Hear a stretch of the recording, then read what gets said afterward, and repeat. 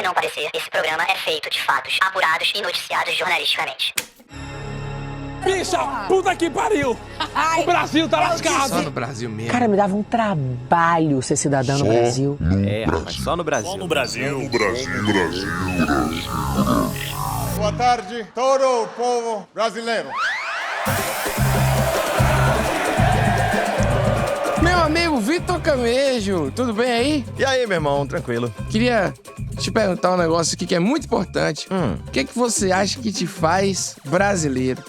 Rapaz, tá aí uma coisa doida, viu? Porque antigamente eu ficava brabo aí com as coisas do Brasil, revoltada, que, pô, esse negócio só aqui, baby. Aí tu vai ficando mais velho, tu começa a entender que tem uma conjunção físico-química, político-sociológica, astral, Sim. que faz com que tem coisas que aconteçam só aqui, cara.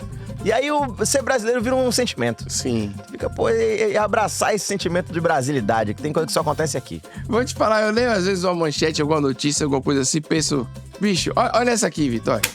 Gansos são usados como seguranças em presídio no Piauí. Sim. Maravilhoso, pô. Os slogans do Brasil são os melhores, pô. Aqui tem a notícia que é assim, pudim é atingido por bala perdida em festa de Ano Novo no Rio. Isso aconteceu também.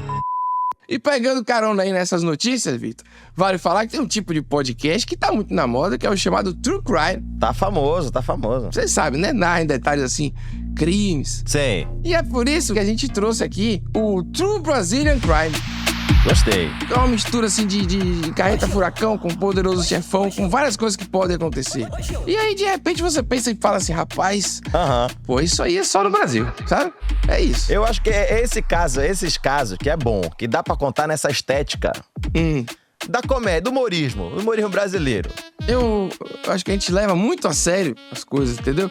Esse podcast, inclusive, tem pesquisa, tem que ficar claro isso aqui, ó. Conversa, entrevista, apuração. O negócio é que a gente ri aqui, mas ri com propriedade. É o humor verdade, né? É o humor jornalístico. É isso. A comédia verdade que tá nas ruas. Comédia verdade. Aqui a gente vai falar de histórias verdadeiras. É melhor que True Crime, é o True Brazilian Crime. Pô, isso aí tem que pegar isso aí. É o crime com molejo. Sem mais delongas, nosso querido ouvinte, eu sou Pedro Duarte. E eu sou o Vitor Camejo. E da Wondery, esse é o Só no Brasil.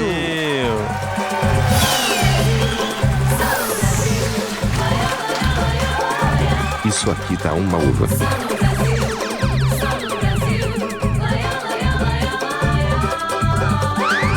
Vitor, muita gente diz que viver é uma arte, né? O brasileiro sabe viver. O brasileiro, né, pega o limão que a vida dá e transforma em caipirinha com etanol. A gente consegue fazer tudo.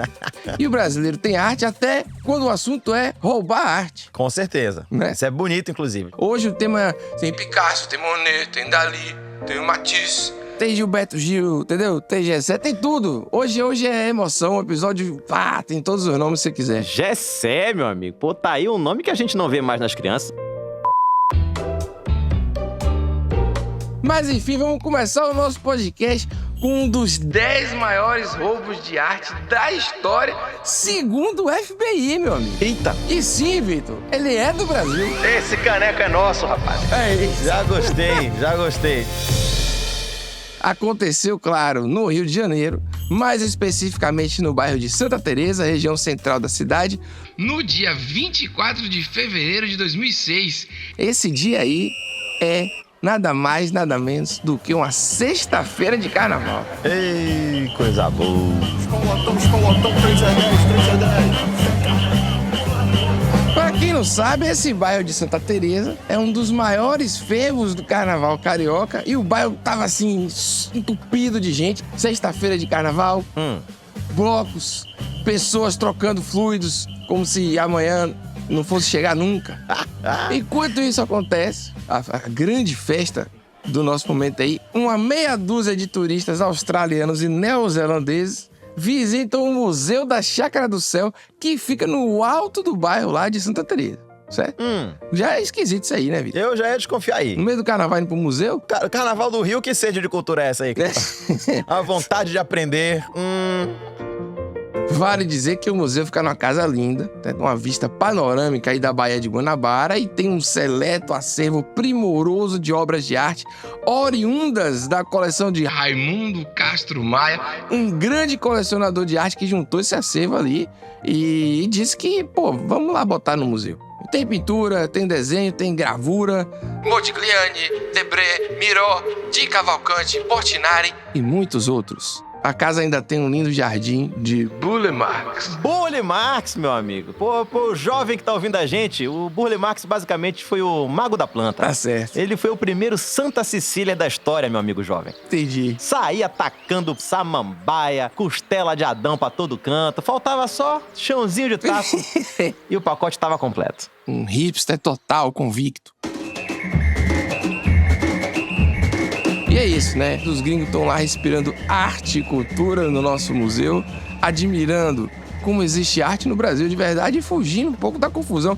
De qualquer forma, era fim de expediente já, então os próprios funcionários do museu já estavam, tipo assim, com a fantasia na mochila, pronto pra bater o cartão e Cair na folia, beijar na boca. aproveitar o que dava, entendeu? Sim. Mas aí, meu amigo, entra o Brasil, né? Porque o Brasil não é para amadores. Nesse caso, nem para amantes das belas artes. O que é arte? Vamos comigo aqui.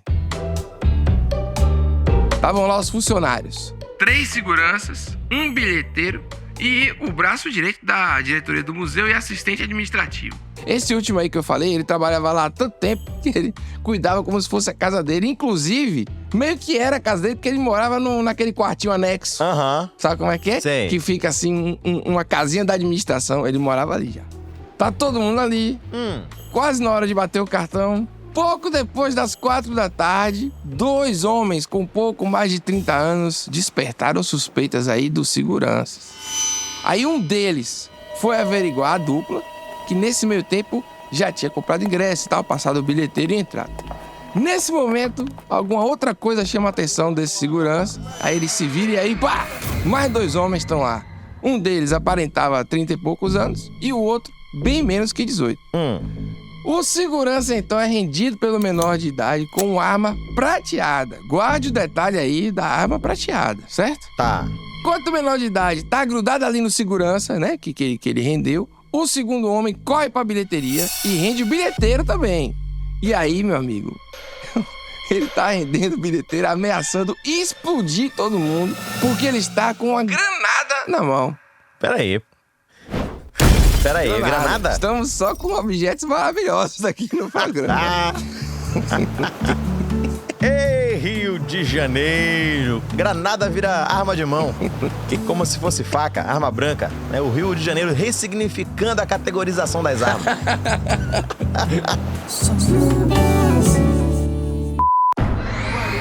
Então a gente já tem aí reféns na história, né? Que eles estão ali na salinha atrás da bilheteria. E os bandidos imediatamente já desligam também o sistema de segurança, de vigilância e tal, e tira, né, as fitas. Aí a outra dupla de ladrões, que já tinha entrado antes e tal, lembra que pagou ingresso? Sei. Aí eles escutam os gritos vindo da bilheteria e tal, e aproveitam pra render também aí os visitantes e os seguranças dentro do museu. Sacou? E faltou planejamento também, e orçamento talvez para o bando, vamos dizer assim, porque a outra dupla de assaltantes não tinha arma para render a galera que estava dentro do museu. Então o que eles fizeram? Olha, isso aqui é maravilhoso, bicho. Eles usaram uma das facas da própria prataria que ficava exposta no museu. Entendeu? Pegou ali um conjunto bonitinho da família Castro Maia, fundador do museu, uma coisa fina, importada. Os caras cataram a faca de manteiga. Exato, pô. Do século XIX. Cara, imagine que loucura, que maravilhoso, pô. Tá, não, peraí, só pra eu fazer a listinha aqui que eu tô anotando o caso. Vamos lá. Então a gente tem os visitantes do museu, os vigia, todo mundo rendido, bilheteiro rendido. Sim. Aí tem uma faca de manteiga lá da prataria. Exatamente. Uma granada de mão e uma pistola prateada com os bandidos. É isso aqui. Isso, tá todo mundo agora na salinha ali onde estavam os primeiros reféns. Juntou a galera, entendeu? Tá. E aí todo mundo se rende. Na casa, que tem 3 andares, tem um grupo de australianos com um taxista e tem algumas outras pouquíssimas pessoas. Essa aí é a jornalista Cristina Tardáguila. Ela tem uma extensa pesquisa sobre esse caso e escreveu o livro A Arte do Descaso, também sobre esse crime. E a gente conversou com ela para entender melhor essa história toda, então ela mesma vai nos ajudar a contá-la. No primeiro andar, trancados ali, e um dos 4 criminosos fica ali com uma arma, ao que tudo indica, é o mais violento de todos, é o mais agressivo de todos, fica ameaçando os caras, sacudindo a arma, dizendo que vai matar todo mundo, que é melhor todo mundo ficar calado.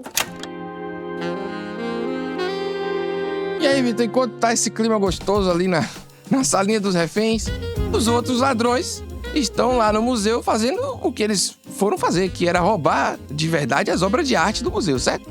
E aí, eles se depararam com um problema. Não tinham os equipamentos necessários para arrancar os quadros da parede. Não tinha uma malinha de ferramenta. Não tinha. O que é que um gringo faria? Desistiria? Talvez roubar só umas camisetas e uns bonés ali na lojinha do museu? Sabe, um lápis? Assaltei a chácara do céu e lembrei de você. Um porta-copo. Porta-copo é o pior presente que tem, na moral. Puta merda. Porra, horrível, velho. Ah, O cara vai no Louvre e traz um broche. é verdade, é isso mesmo.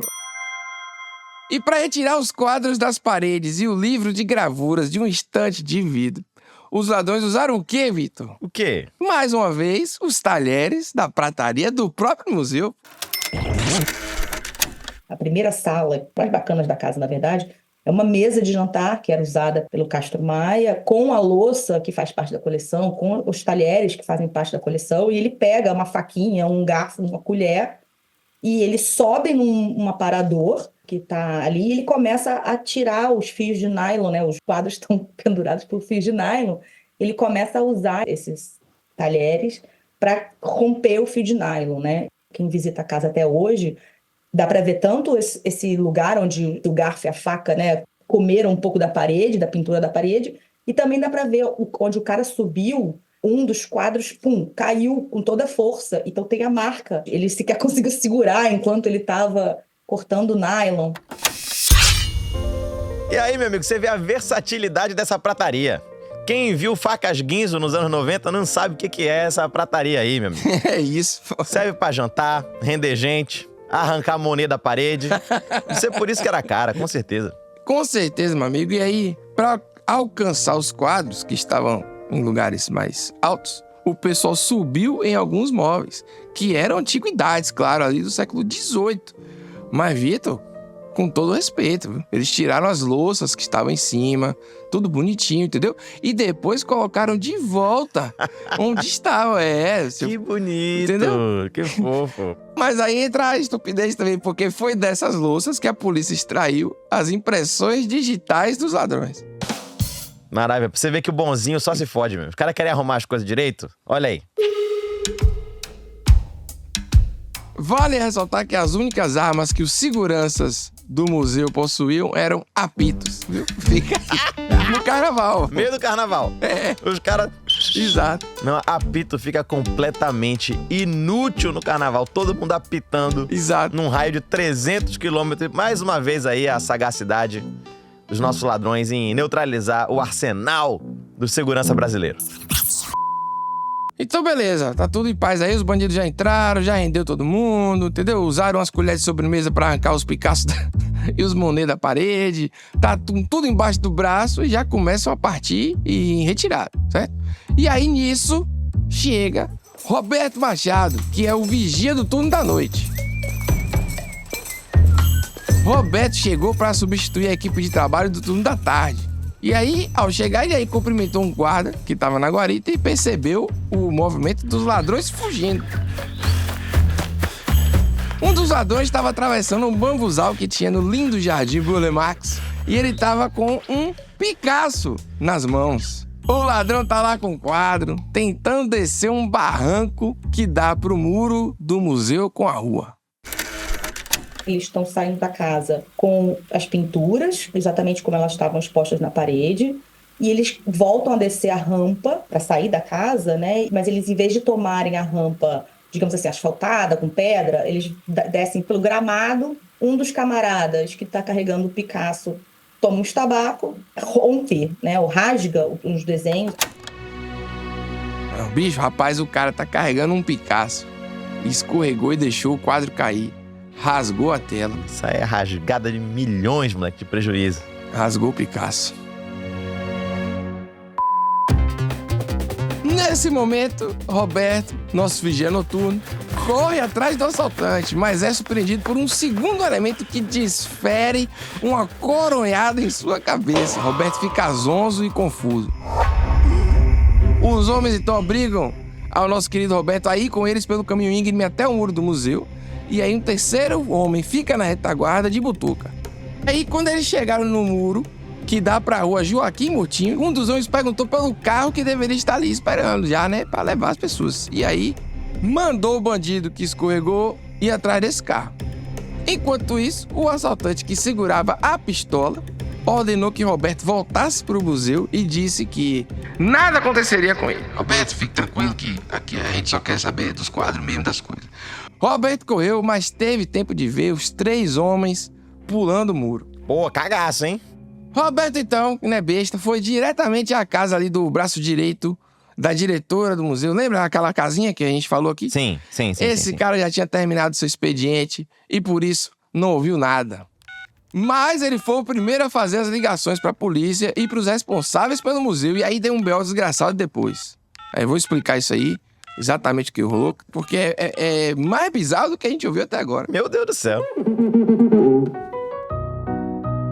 Mas antes, Vitor, só pra gente ter uma noção do tamanho do roubo, eu vou te falar as obras que foram roubadas do museu e tal, mas vai ter também os comentários requintados de Leonel Castro, que é editor, curador de arte e ex-secretário de Cultura do Estado do Rio de Janeiro. Dentre as artes que foram levadas estavam 2 trabalhos de Pablo Picasso, um deles um óleo sobre tela de 1,5 m por 80 centímetros chamado A Dança, que era avaliado em $2 milhões.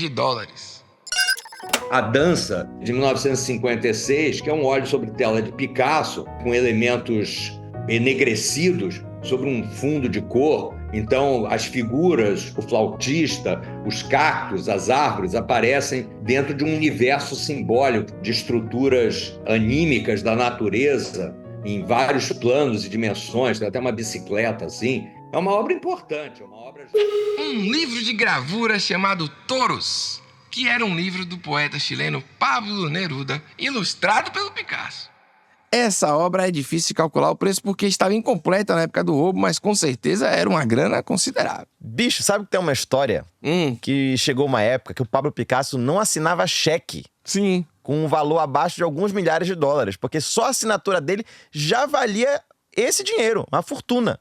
Imagina um livro desse. E a lista segue, viu, Vitor? Um Monet avaliado em $2 milhões. A Marinha do Monet, que foi pintada já no final dos anos de 1880, também é uma obra impressionista com pinceladas de cor que transmitem desbatimentos de cor. E que o céu... Um Matisse, que valia ali 3 milhas. Le Jardin de Luxembourg, de 1905, é uma efusão lírica de cores, como é próprio do Matisse, né? Muito bonita, com planos, né? Tem um primeiro plano de uma árvore, tem uma estátua, assim, uma escultura no meio. E um Salvador Dalí, também de 3 milhões. E lembro dessa obra muito, é uma obra extravagantemente bela, importante dentro do conjunto da obra do Dalí, porque ela é totalmente surrealista, com retorcimentos, com recortes, com absurdos. Também não é uma obra grande, é de 1929, mas é uma obra importante dentro do percurso da história da pintura. Então estamos aqui, pelas minhas contas aqui, tem no mínimo $10 milhões aqui no total. Só uma observação importante aí. Óbvio que a gente está falando do valor financeiro dessas obras porque a gente é uns pé rapado que fica pensando em dinheiro sempre. Mas tem um lado do patrimônio histórico e artístico dessa parada. Esses quadros eram de patrimônio nacional, estavam ali para as pessoas verem, se inspirarem, vivenciarem cultura, aquela coisa toda, né? Tem um valor que não dá para... Mas foram roubados e devem estar nesse momento na casa de algum oligarca russo que ri malignamente enquanto acaricia um gato como um vilão do James Bond. E é por isso tudo aí que o FBI conta esse crime como um dos 10 maiores roubos de arte do mundo. Brasil! Toma essa, talentoso Ripley! Brasil! Então vamos lá, Vitor. Voltando aqui ao que interessa, certo? A gente tá naquele momento das ligações pra polícia. Tá. E aí, meu amigo, chega aqui a história que eu falei que é uma coisa maravilhosamente brasileira. Porque quando vão comunicar o roubo pro ministro da Cultura, esse roubo enorme, esse roubo que tem Monet, Picasso e tudo isso aí que a gente já viu, o ministro era nada mais, nada menos que Gilberto Gil. E Gil tava onde agora? Sexta-feira de carnaval. No trio elétrico, porra. Em Salvador, aqui na minha cidade. O Gil lá mandando brasa. O Rio de Janeiro continua lindo. E o papo de Santa Teresa em chama, meu. Rapaz, eu penso na galera da produção tentando contar pra ele ali no meio do trio, né? Gil, roubaram o Debré. Ele aí não entendendo porra nenhuma em cima do trio. Debré, não, boba, joga pra cima, sai do chão, Salvador.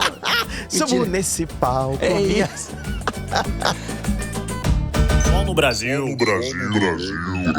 Uma hora depois de ser comunicado, o Gil entrou em contato com o ministro da Justiça, que na época era o Márcio Tomás Bastos, e aí ele acionou as forças da lei imediatamente e botou o pau pra torar. Assim, não foi imediatamente, foi algum tempinho depois, já que as primeiras viaturas da PM só chegaram depois de meia hora. E as da Polícia Federal, mais de 2 horas depois das notificações todas. Mas é que o fuso horário do carnaval é diferente, pô. Tem que entender o lado pessoal da rapaziada que tava no meio da folia. Como é que alguém é chamado por uma ocorrência no meio do carnaval? Isso aí atende até contra as normas do sindicato. Difícil. Até pra chegar é mais difícil. É o trânsito. E o trânsito pra chegar? Deus é livre. Tem condição. Sucesso. Agora, e como se já não bastasse essa reviravolta, é prataria, é Picasso rasgando, Gilberto Gil, um ministro recebendo a notícia num trio elétrico e tal, a investigação do crime é outra doideira. A delegacia que investigou o crime é uma delegacia federal, da Polícia Federal, a Delemap. Cara, só que Delemap é meio ambiente patrimônio histórico. Você consegue misturar a defesa do Camarão com o roubo do Picasso. Na semana seguinte ao roubo, a Associação Cultural dos Amigos dos Museus Castro Maia e o Ministério da Cultura ofereceram a recompensa de R$10 mil para informações que levassem à prisão dos assaltantes. De acordo com o inquérito policial e com os arquivos do julgamento do caso, pesquisado pela Cristina, poucas horas depois do anúncio da recompensa, o Disque Denúncia recebeu informações de que um mecânico, morador de Santa Teresa, teria participado do roubo.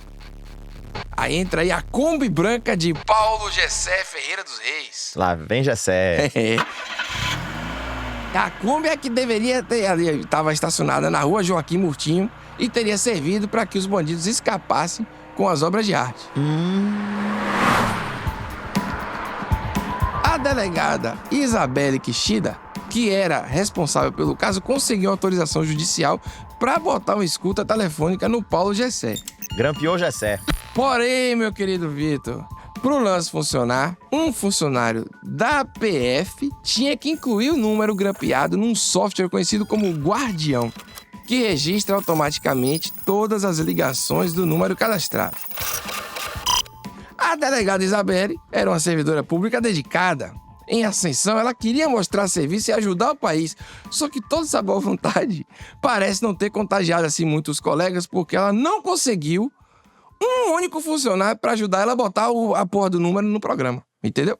Tem que cumprir os processos. Toda grande empresa, ela tem o quê, Vitor? Processo. É isso mesmo, mas ela não fez. E isso a impediu? Não. Ela aí decidiu escutar as ligações telefônicas no seu próprio aparelho de celular e fazer as anotações à mão. Olha aí. Essa aí é a proatividade do funcionário público brasileiro. Pois o pessoal tá falando aí que funcionário público não trabalha? Olha aí a iniciativa. Durante os 5 dias de escuta telefônica, a delegada interceptou uma chamada suspeita que se referia a tal Kombi. Aí, com isso, ela aí pegou um mandado de busca e apreensão, mas só a mulher do Gessé estava em casa quando a polícia chegou. A casa ficava a 700 metros do museu. A polícia aí não achou nada, mas deixaram a intimação para o Gessé depor na PF. O Gessé ignorou a intimação e foi preso temporariamente no dia 5 de março.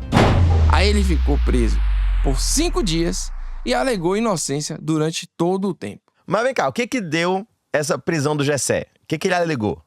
Então, segundo ele aqui, no dia 24 de fevereiro, ele conduziu sua Kombi pela rua Joaquim Murtinho quando foi abordado por 3 homens que o obrigaram a parar. Um deles armado com uma pistola preta. Então, ele disse que o trio carregava uma pintura e obrigou o motorista a levar todo mundo até a Praça da Cruz Vermelha, também na região central do Rio, onde aí eles saíram com a tela na mão. Esse negócio da pistola aí tá errado. Todo mundo falou que era prateada, agora tá falando que é preta. Tem boi na linha aí.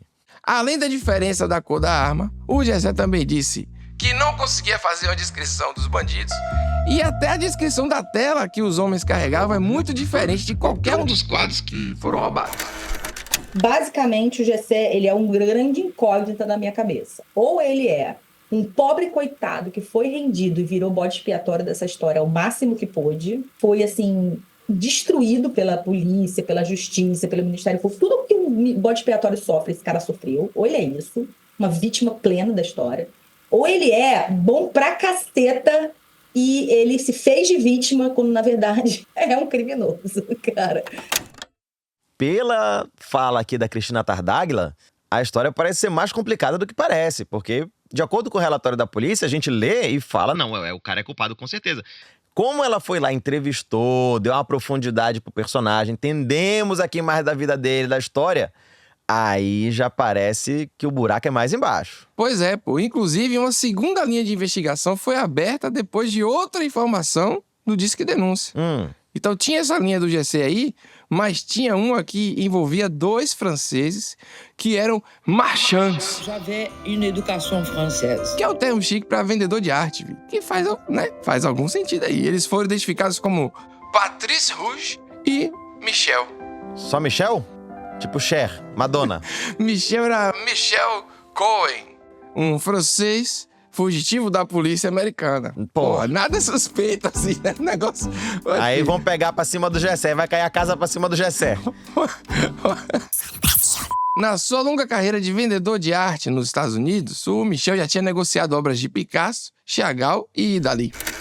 Michel Cohen, a gente está falando de um camarada, um francês, que migrou para os Estados Unidos e conseguiu entrar no meio dos galeristas, começou a subir, a escalar esse espaço, digamos assim, de elite glamurosa da arte nova-iorquina, a ponto de se Rapaz, alpinismo social devia ser esporte olímpico, né?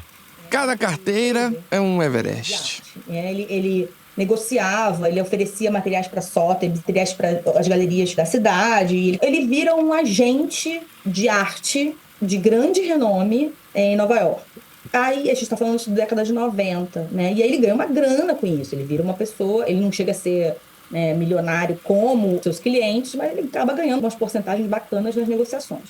Ele faz uns investimentos com essa grana e acaba quebrando com a bolha tanto das .com quanto a bolha das casas no início dos 2000. E aí ele começa a vender e não entregar. Ele começa a vender a mesma coisa para 2 pessoas. Para tentar preencher o buraco da grana dele, ele começa a fazer malandragens com a arte. Cara, até que a Sotheby's cansa daquela bagaça e fala assim, vou denunciar. Ele denuncia o cara some no mapa. Tem um processo aberto contra ele nos Estados Unidos, na época, até 16 tinha. Ele é buscado internacionalmente por ter golpeado a Sotheby's e golpeado outros tantos colecionadores de arte de Nova York e mundo. E aí, corta, começo dos anos 2000, chega no Rio de Janeiro, pum, o cara acaba sendo encontrado em Ipanema, casado com uma alemã, ele é preso, detido em Ipanema, e aí tem um processo de extradição, e aí é maravilhoso, que ele foge, pum, desaparece.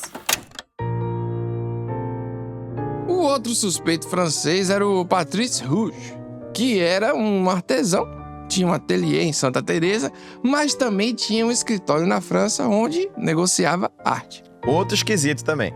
Segundo a Cristina, que detalha isso no livro dela, com essas 2 linhas de investigação, a dos franceses, mandantes, e do Gessé, motorista da Kombi, a PF deu preferência ao Gessé. Tá brincando. Motorista da Kombi, é isso. Ô, meu amigo, aí também é difícil. Só que aí, Vitor, Gessé foi liberado.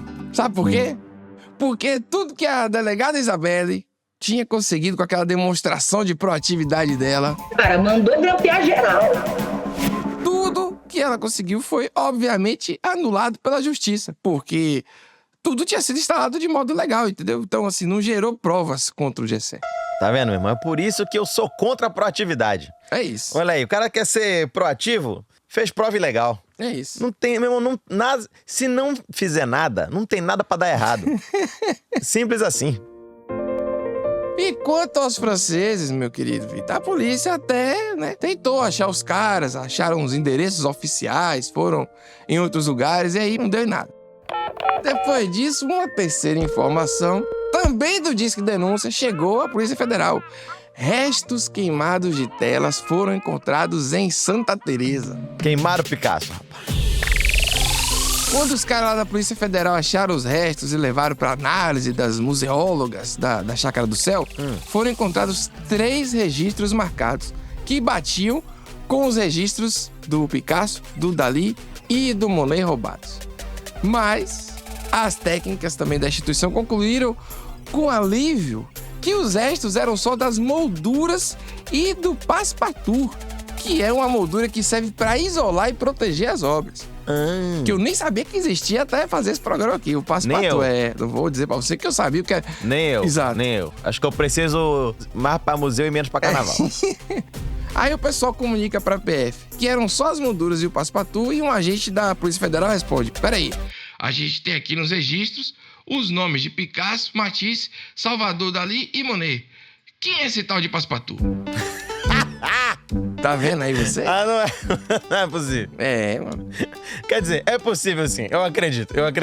Eu fico imaginando como é que foi a galera tentando descrever pra esse policial aí a tela. Como é que vai falar? Pô, como é que era a tela? A mulher já vira e fala, pô, ele transmitia melancolia. Ela me fazia... Na hora que tu bater o olho e se emocionar... É essa. É o que a gente tá procurando. É. E aí, Vitor? Claro, o caso depois deu uma esfriada, mas aí mais pra frente, uma terceira linha de investigação se abriu quando outra denúncia anônima chegou à Polícia Federal. O caso é montado todo nesse Disque Denúncia. Rapaz, mas tem muito fofoqueiro nesse caso, hein, bicho? Aparentemente, um Le Jardin de Luxembourg, que era o quadro do Matisse, tinha sido anunciado por 13 milhões de dólares num site de leilões da Bielorrússia. Meu Deus, pra mim, meu irmão, qualquer coisa da Bielorrússia já é Deep Web pra mim. A polícia não conseguiu checar as informações e a suposta oferta no site desapareceu poucas horas depois.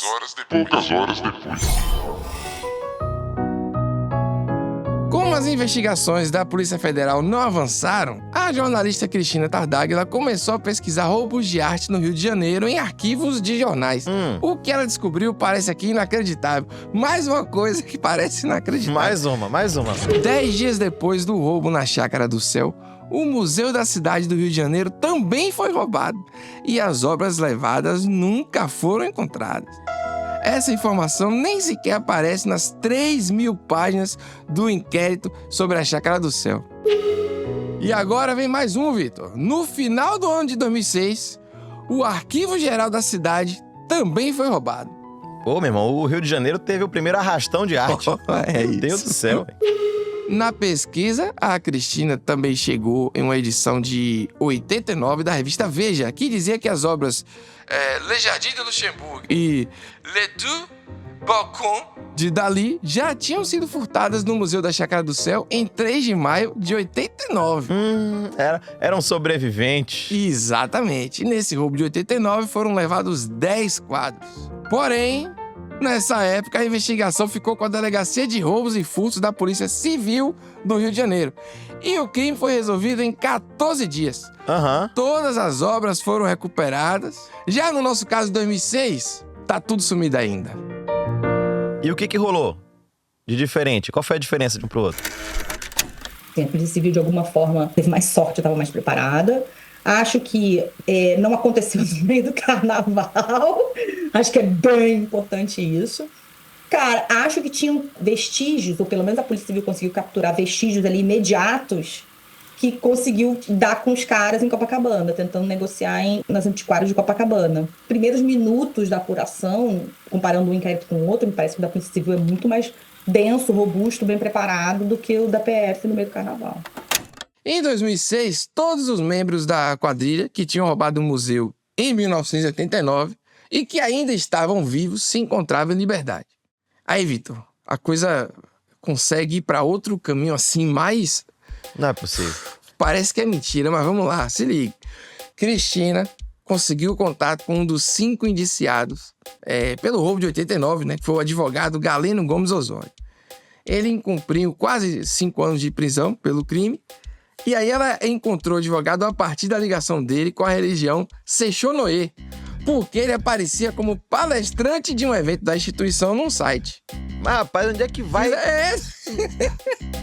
é que a gente tá indo com isso aí que já tá na Sechonoye, velho? Pois é, meu amigo. Ela entrevistou o Galeno na sede da Sechonoye e ele disse que em 89 ele foi ao museu, pegou um catálogo da exposição e saiu oferecendo aí pelos antiquários da cidade.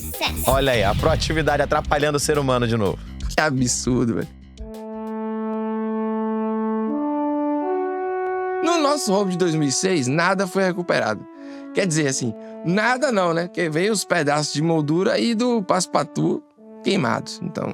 Devia expor isso aí, cara. Devia expor o Passepartout. É mesmo? O Passepartout aí merece reconhecimento. Isso. Vida e obra, vida e obra, vida e a morte de Passepartout. Exato. Seria o primeiro monumento à incompetência e descaso com o patrimônio cultural e artístico brasileiro. Pô, seria legal, né? Não vou nem dar essa ideia não, senão vão roubar ele de novo. Pronto. Só no Brasil.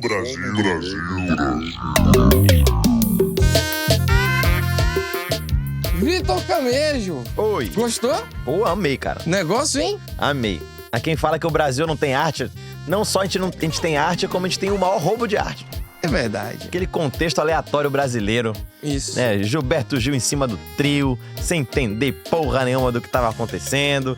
Esse é um dos meus momentos prediletos nessa história inteira, velho. É muito barulho. E é muito mais fácil roubar museu do que banco, né? Rapaz, é impressionante, né? Se você olhar aí, eles saíram com 10 milhões de dólares, né? Tudo avaliado em 10 milhões de dólares. Então, tá certo que um deles aí rasgou o Picasso. Mas aí, você tira 2 milhões, 8 milhões. Se a gente pega em cédula isso aí, que não vai fazer um Pix de 10 milhões, não tem... Quanta sacola de dinheiro dá? Porra, dá muita sacola, velho. É. Roubar museu é melhor que parece que tu só tá fazendo mudança. É isso, pô. Aí os caras saem com menos de meia dúzia de obra de arte ali e dá a mesma quantidade de dinheiro. Deixando claro que a gente não apoia esse tipo de comportamento, hein, rapaziada? Vamos ser... Sim, é só uma comparação. Ele não tira o chapéu para roubos de arte. Trago aqui mais uma informação importante antes dos finalmente. O crime prescreve em 2026. Porra, mano, só o Brasil.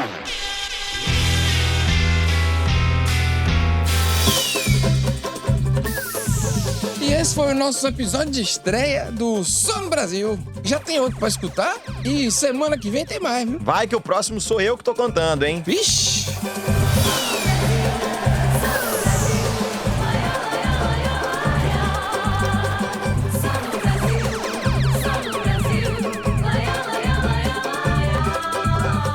Só no Brasil é um podcast da Wondery, com produção da Pipoca Sound e apresentado por Pedro Duarte e Vitor Camejo. A direção e o roteiro são do Afonso Capelaro e do Pedro Spreger, com comentários meus e do Pedro Duarte. A pesquisa é do Daniel Castro. A edição de som é feita pela Bettina Calmon e Eduardo Keller. A música original, desenho de som e mixagem são da Bettina Calmon, do João Jabassi e do Luiz Rodrigues. As artes são feitas pelo Luiz Rondinelli e o clearance é do CQS FV Advogados. Esse episódio teve a participação especial da jornalista Cristina Tardáguila e do editor e curador de arte Leonel Cass. Pela Wondery, a produção executiva é de Fábio Silveira, Jéssica Redburn e Martin Louis. A produtora associada é Giovanna Romano Sanches.